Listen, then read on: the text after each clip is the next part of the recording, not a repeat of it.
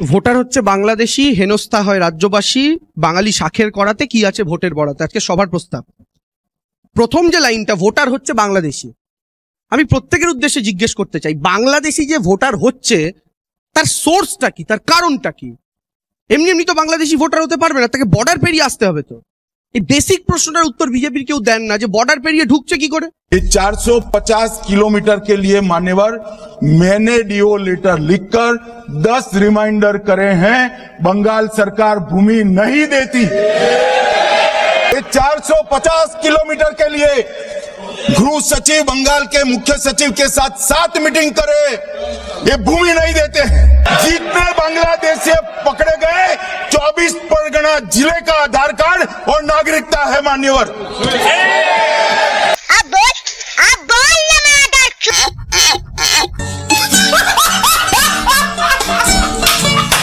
নমস্কার। আশা করি আজকের এই ভিডিওটার থাম্বনেল এবং টাইটেল দেখে এটা বুঝতে পেরে গেছো যে এই ভিডিওটা ঠিক কাকে নিয়ে হতে চলেছে। আমি তো গর্ব করে চটি চাটি, আমার কোনো অসুবিধা নেই। আরে দাদা ঠিক আছে, আরে ভিডিওটা তো শুরু করছি, শুরুটা করতে দাও, তারপর না হলে ভালো করে চেটো। আমি তো গর্ব করে চটি চাটি, আমার কোনো অসুবিধা নেই। আবার সেই একই কথা, ঠিক আছে চাটো।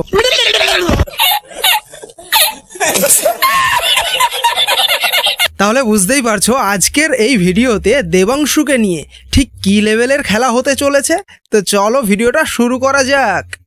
आइए देखते हैं, मजा आएगा। ফার্স্ট অফ অল আমি দেবাংশু ভট্টাচার্যকে একটা প্রশ্ন করতে চাই। আচ্ছা দাদা, একদম মন থেকে একদম সত্যি করে বলো তো, আমার এই বাংলাতে বাংলাদেশিরা ঢুকছে কি ঢুকছে না? পশ্চিমবঙ্গের বর্ডার পেরিয়ে বাংলাদেশিরা ঢুকছে। পশ্চিমবঙ্গের বর্ডার পেরিয়ে বাংলাদেশিরা ঢুকছে, এতদিন ধরে ঢুকেছে। তোর তো গলায় দড়ি দিয়ে মরা উচিত।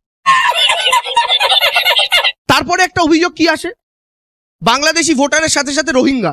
আর আমাদের রাজ্যের রোহিঙ্গা স্পেশালিস্ট একজন পলিটিশিয়ান আছে, শুভেন্দু অধিকারী। তাহলে দেবাংশু ভট্টাচার্য ঠিক কি বলতে চাইছে, যে আমাদের দেশে কিংবা আমাদের এই রাজ্যে বাংলাদেশি নেই একটাও?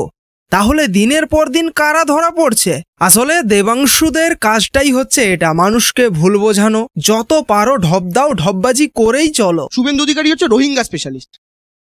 আগের দিন, দুদিন আগে বলে দিলেন বিহারে 50 লাখ লোকের নাম বাদ গেছে, পশ্চিমবঙ্গে হলে 1.5 কোটি রোহিঙ্গার নাম বাদ যাবে।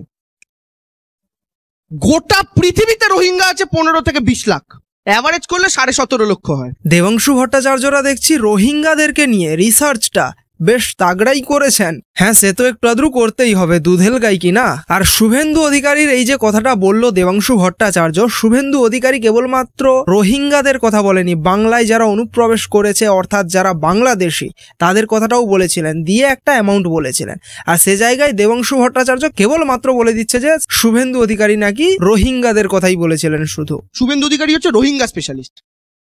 আগের দিন, দুদিন আগে বলে দিলেন বিহারে 50 লাখ লোকের নাম বাদ গেছে, পশ্চিমবঙ্গে হলে 1.5 কোটি রোহিঙ্গার নাম বাদ যাবে। মাথা ফাতা গেছে বোধ হয়। শুভেন্দু অধিকারী হচ্ছে রোহিঙ্গা স্পেশালিস্ট। আগের দিন, দুদিন আগে বলে দিলেন বিহারে 50 লাখ লোকের নাম বাদ গেছে, পশ্চিমবঙ্গে হলে 1.5 কোটি রোহিঙ্গার নাম বাদ যাবে। নেশা করি কিনা আমি জানি না, বা দেখতে হবে পুরো পাতা পাতা খাই কিনা। কেমন দেখতে রোহিঙ্গা কেউ দেখেছেন কোনোদিন চোখের সামনে? দেবাংশু ভট্টাচার্যরা নাকি বাংলাদেশি অনুপ্রবেশকারী কিংবা রোহিঙ্গারা ঠিক কিরকম দেখতে হয়, তারা কেমন দেখতে সেটা জানে না। তা জানবে কি করে? দুধেল গাইদের থেকে দুধটুকু পেয়ে গেলেই হলো, কাজ মিটে গেল। যাই হোক, দেবাংশু ভট্টাচার্যরা যেটা মিন করতে চাইছে, যেটা অল টাইম বলতে চায়, যে এই বাংলাতে কোনো অনুপ্রবেশকারী নেই, কোনো রোহিঙ্গা নেই। কেমন দেখতে রোহিঙ্গা কেউ দেখেছেন কোনোদিন চোখের সামনে? কিন্তু আমার এই ভারতবর্ষে তাহলে যে ফেক আইডিগুলো নিয়ে যারা ধরা পড়ছে, তারা ঠিক কোথা থেকে বিলং করছে, কোথা থেকে ঢুকেছে? কারোর আইডি পাওয়া যাচ্ছে যেটা মুর্শিদাবাদের, আবার কারোর আইডি পাওয়া যাচ্ছে যেটা দক্ষিণ দিনাজপুরের। কেমন দেখতে রোহিঙ্গা কেউ দেখেছেন কোনোদিন চোখের সামনে?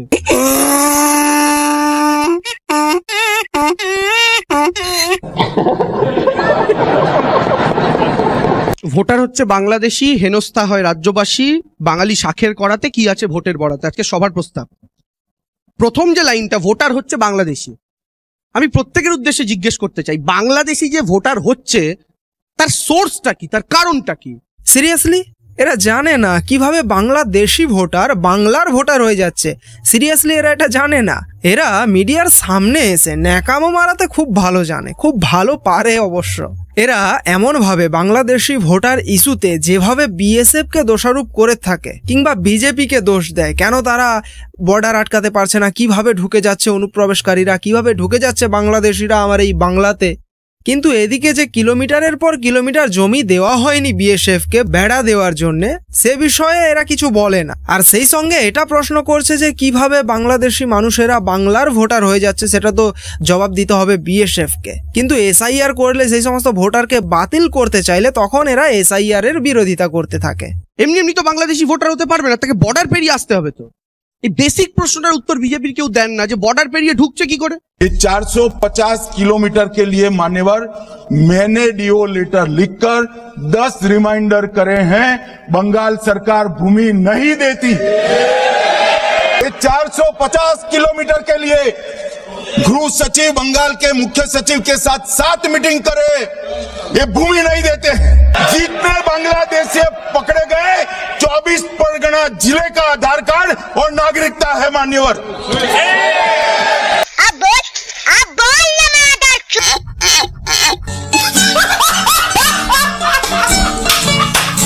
তাহলে বুঝতে পারছেন, অমিত শাহ নিজে 10 বার চিঠি লিখেছেন, কিন্তু তারপরেও সেই জমি, কিলোমিটারের পর কিলোমিটার জমি বিএসএফকে দেওয়া হয়নি।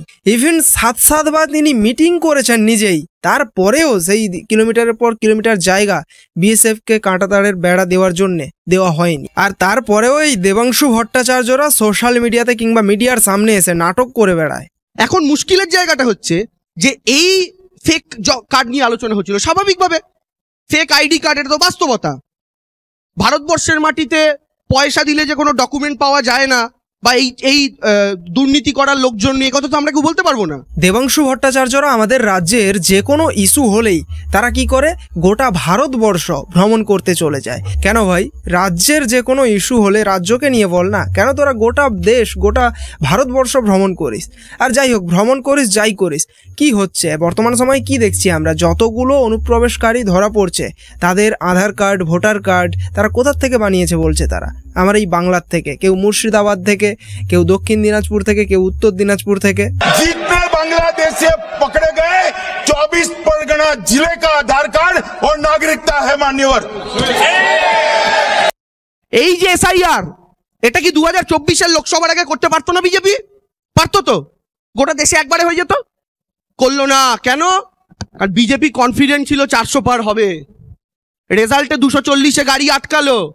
বিজেপি বুঝলো এবার রাজ্যগুলো একে একে হারবো। কি করব? 24-এ হারার পরই বিজেপি প্রাইভেট কোম্পানি ভাড়া করে সমীক্ষা করিয়েছে। শুনুন, সার্ভে, প্রাইভেট সার্ভে বিজেপির।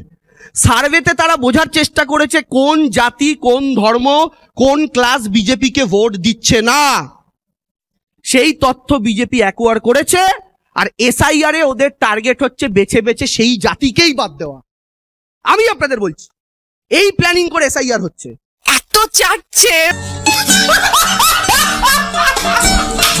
সত্যি বলতে এই দলটার যদি কাউকে লৌহ মানব বলা হয়ে থাকে, তাহলে সেটা হয়তো একমাত্র দেবাংশু ভট্টাচার্য।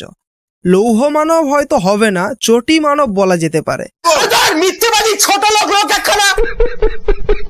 না মানে দেবাংশু ভট্টাচার্য যেভাবে এই দলটার সমস্ত ভার, মানে সমস্ত কিছুর ভার নিজের ঘাড়ে, নিজের কাঁধে তুলে নেয়, এই কারণেই বোধহয় আমার ভিডিওতে অনেকে কমেন্ট করে যে হাওয়াই চটিটা এত পরিষ্কার থাকে।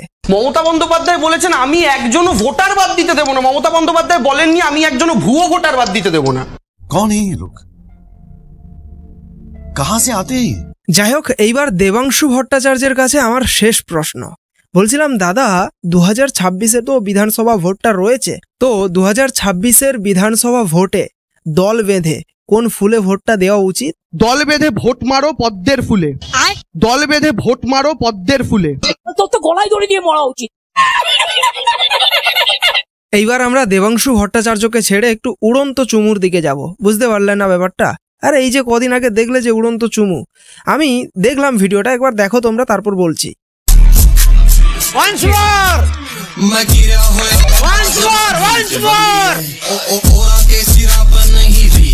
আচ্ছা, আমি সবটাই বুঝলাম, নাটক বা সবকিছুই বুঝলাম, কিন্তু আমি এটা বুঝলাম না যে আসলেই এই উড়ন্ত চুমুটা ঠিক কাকে দেওয়া হয়েছিল এবং সেই উড়ন্ত চুমুটাকে কে ধরেছে। প্রশ্ন সেটাই। একটু কমেন্ট করে জানাবেন তো কাকে দেওয়া হয়েছিল, কার জন্য এরকম করে দেওয়া হয়েছিল।